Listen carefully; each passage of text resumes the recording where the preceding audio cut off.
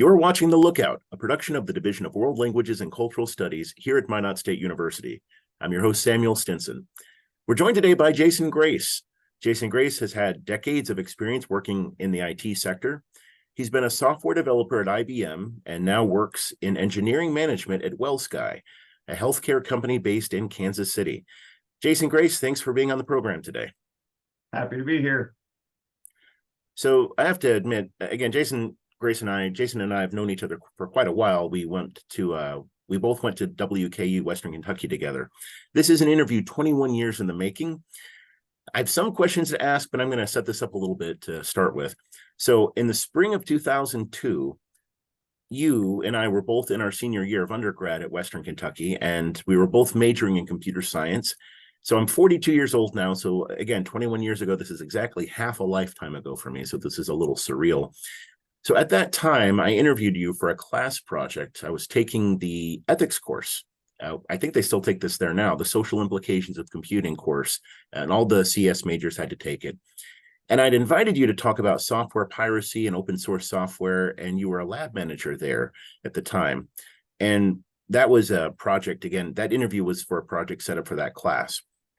So for those interested in hearing the old interview, the one back from 2002, 21 years ago, I posted a SoundCloud link in the description below on the KMSU YouTube video. So look in the description below and there should be the SoundCloud link. However, if you go back and listen to this, the old interview, it's not really the best audio quality, since at the time I had one of these little micro cassette recorders. And I remember this, it jogged my memory going back through this process. It's like, oh yeah, I had a little micro cassette recorder. I would ask the question, and then Jason, I would point it at you, then I point it back at me and get the question back and forth. It's like, oh yeah, that's how I did it. And then I went back and I edited it. At the time, it was the software Cool Edit, which eventually, got replaced by Audacity and other free tools like that. Anyway, it took me down memory road. So I thought, oh, that's interesting. And I found that old interview on an old CD that I had made of it. So I remastered that and put it back online. So it's the best audio quality we got for it. Anyway, so let's go ahead and start with this. 21 years later, what was it like listening to that old interview? Yeah, it was a lot of fun. I actually remember doing that interview with you, and it was so much fun to do that. And one of the things, first off, the interview was so much shorter than I thought it was, because the interview was only once it was done, was only about 10 minutes, but it took us about an hour to do it. And then you had to go back and edit it. I mean, and then we haven't even talked about the content of the interview. We were know-it-alls about how the internet was going to work, and that we were seniors, and we thought that we knew how everything was going to work out, because Google and some of these other companies were starting out, but then we hadn't even heard of Facebook or iPhones or YouTube, and let alone things like Tesla and Chat GPT. So, I mean, so much has changed since that time. Yeah, I was thinking about this, and it was a little surreal listening back to that old interview. And if you go back to it, I was really, really stoic. I had that public radio voice. So, Jason Grace, what is your answer to this question? I mean, it was really low key. And that's not how it is with, podcasting, live streaming now. Even the format has evolved, right? Yeah, exactly. Yeah, I mean, it was almost like a podcast interview, and nobody had even heard of podcast. I remember going on a trip to Arizona. I was engaged at the time, and now we've been married we keep talking about 21. We got married that summer to my wife, Karen, and we went on a trip to Arizona, and we hiked up a hill, like up at the top of a ski lift. They actually ski in Arizona in the winter because it's cold there.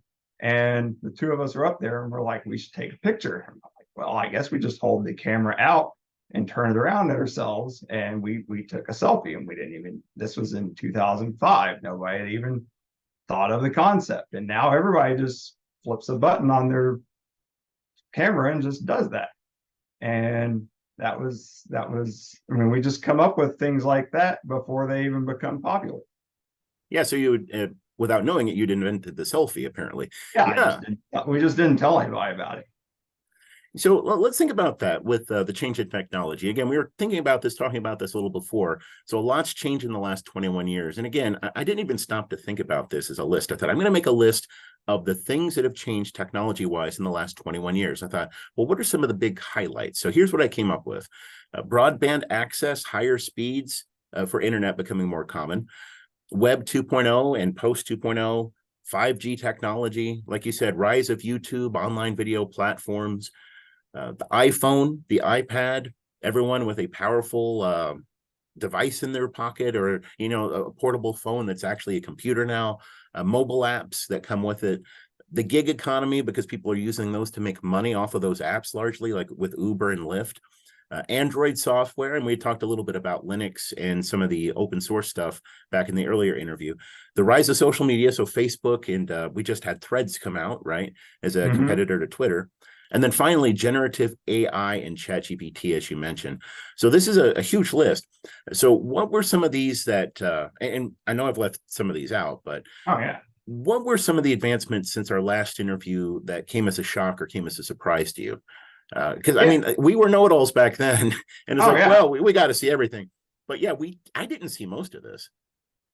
I mean, the combination of YouTube and the iPhone and just the streaming concept in general. The fact that, I mean, when you also throw in things like Kindles, libraries are still super important and relevant to our society, but that now, I mean, when we grew up, if you wanted something, you either waited for it or you went to the library and hopefully they had it. Now it's on your device and you can get it anytime you want. Either it's free or you subscribe to it or you pay for it. And it's there wherever you want it. And that's just amazing. I mean, we've left out FaceTime. I mean, I think that's just tremendously revolutionary. And Skype, and now it's crept over to the business world with things like Zoom and Teams. I mean, I did so many meetings at work on GoToMeeting, and I mean, I worked at IBM for a long time and never met many of my managers face to face, because I worked remotely and they worked there too, and I had no idea what they looked like. And now I see all of my coworkers day to day, even though we all work remotely.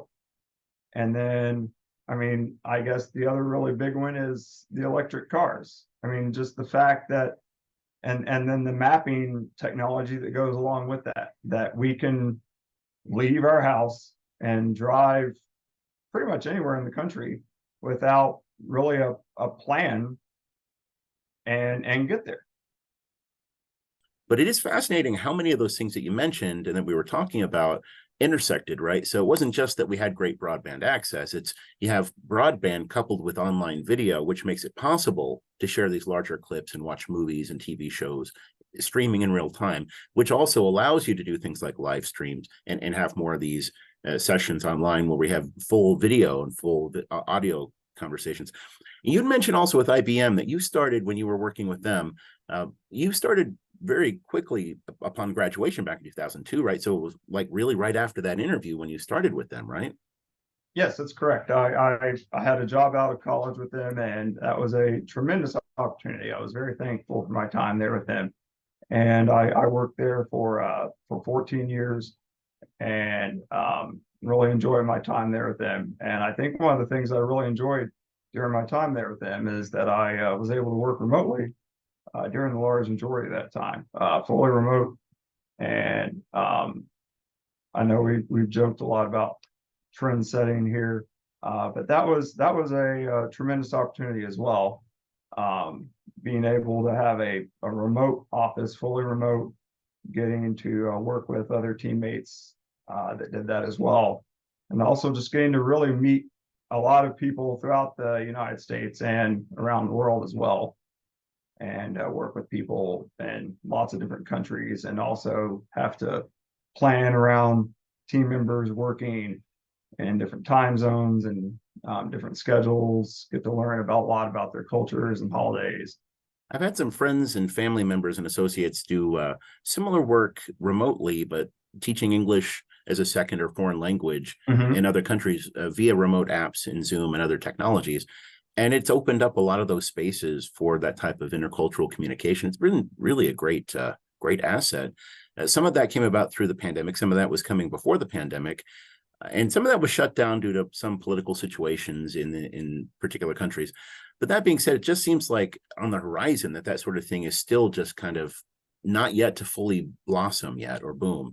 I don't know. Again, I can't be as confident as I used to be in my 20s as to what's on the horizon. But that does seem like one of those places where the more that people have access to these tools, the more they're going to use them to shape some of the ways that people work. And so really this is kind of a conversation about how do we view these technologies impacting what we do for work. So you said you started in 2002. Was it as so they didn't have this type of robust video conversation back when you started doing that earlier in that earlier career at IBM, right?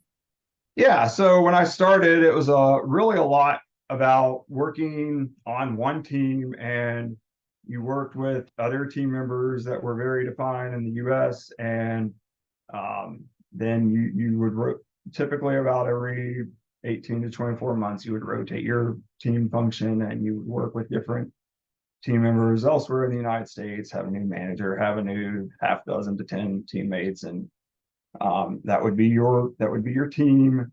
And as they started adding team members in India and South America, Japan, Australia, Europe, you would work with those team members and get to know them. Canada was obviously a big one as well, and they would, depending on their time zone and their how autonomous and independent they were from a skill set, then you would be able to either just say, well, here's what we're working on, here's what I could use your help with tomorrow, or you would literally need to write out, I need you to do this, and have it in their email inbox the next morning when they got to work, or they didn't work that day. And then you also had to be very mindful about their schedules, if they were out, if they had computer problems, if they had a holiday. It may come as a surprise to some people in the US, but team members in other countries get a lot more holidays than people in the United States. You could have two team members in India, one of them will have a holiday and the other one won't. So you have to keep that in mind, that not everybody in India is off that day. So it's a lot to juggle, and you have to really plan for that. Tell us about what you currently do now. So you moved on from IBM and you're with WellSky. So what are the sorts of things that you do now with work? Yeah, so when I left IBM, I really wanted to look for a place where I could not only support my family, but I really wanted to just contribute to society and really make positive impact. And I was able to find a job, work in healthcare technology. It was an application that provided hospice software. When you see people go in hospitals where they roll that cart in and record the data on the patients, that was the idea there. But it's used in the hospice setting for people in their last days of their life. And or now a more common situation is if they have an iPad or a Chromebook, that's a lot easier than that cart. And they'll just bring it in and they'll record how things are going on with the patient. Or in a hospice setting, they may visit the patient in their house. So we literally write the software to do that. And another area I really worked with a lot there is, as that data is recorded, they bill Medicare, they bill Medicaid, they bill the patient's insurance. I have more information on that on LinkedIn if you want to read more about that. But it's been very exciting to be part of that. Just very fortunate to make a difference in so many people's lives, maybe not directly, but through that application. So, Jason, I have one more question. And thinking back to those years back at WKU, but all of the technological skills and the use of computers, the social interactions. If you had to pick one particular skill or skill set you picked up back then that's been most beneficial to your career, to where you are now, what would it be? Just really the skill of persistence and endurance.